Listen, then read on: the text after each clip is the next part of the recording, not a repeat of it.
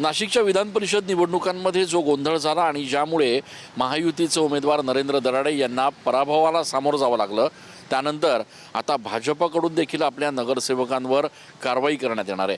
नेमकी काय कारवाई आणि नेमकं पुढचं काय पाऊल असणार आहे भाजपकडनं? आपल्यासोबत भाजपचे शहराध्यक्ष सुनील केदार आहेत। केदारजी, काय नेमकी माहिती गोळा करण्यात आलेली आहे? वरिष्ठ नेते नाशिकमध्ये येऊन गेले, तुमच्याकडनं देखील अहवाल तयार केला जातोय, काय नेमकी वस्तुस्थिती, आता काय कारवाई होणार आहे?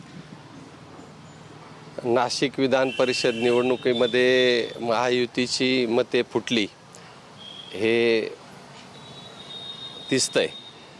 भारतीय जनता पार्टीचे प्रदेश पदाधिकारी विजय भाऊ चौधरी यांनी महानगरपालिकेत येऊन माहिती घेतली आणि त्या आधारे प्रदेशाला ती माहिती ते कळवणारे, त्यानुसार प्रदेश नेतेसुद्धा त्याची दखल घेतील आणि त्यानुसार कारवाई होईल।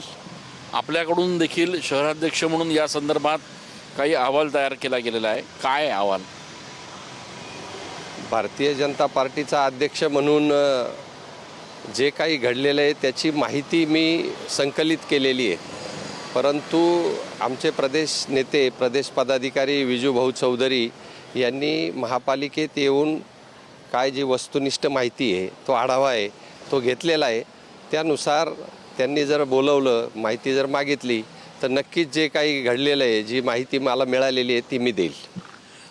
मतं फुटले हे नक्की आहे, भाजपच्या नगरसेवकांचे मतं फुटले हे देखील स्पष्टपणे दिसतंय।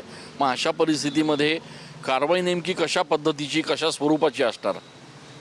भारतीय जनता पार्टीने यापूर्वी अशा प्रकारे कारवाया केलेल्या आहे हे आपल्याकडे उदाहरण आहे।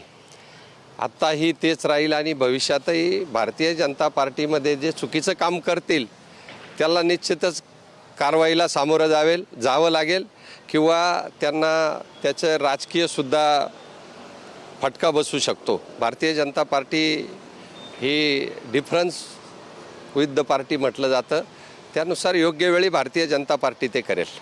आपण बघतोय की शहराध्यक्ष सुनील केदार यांनी सांगितल्याप्रमाणे अहवाल जो आहे तो या ठिकाणी तयार आहे। वरिष्ठ पदाधिकारी नाशिकमध्ये येऊन माहिती घेत आहेत आणि लवकरच ज्या नगरसेवकांनी अशा पद्धतीनं पक्षादेश डावलून निर्णय घेतलेला आहे, मतदान केलेलं आहे, त्यांच्यावर निश्चितपणे कारवाई करण्यात येईल असं केदार म्हणत आहेत। कॅमेरा पर्सन आकाश येवलेसह मी चंदन पूजाधिकारी, TV9 मराठी।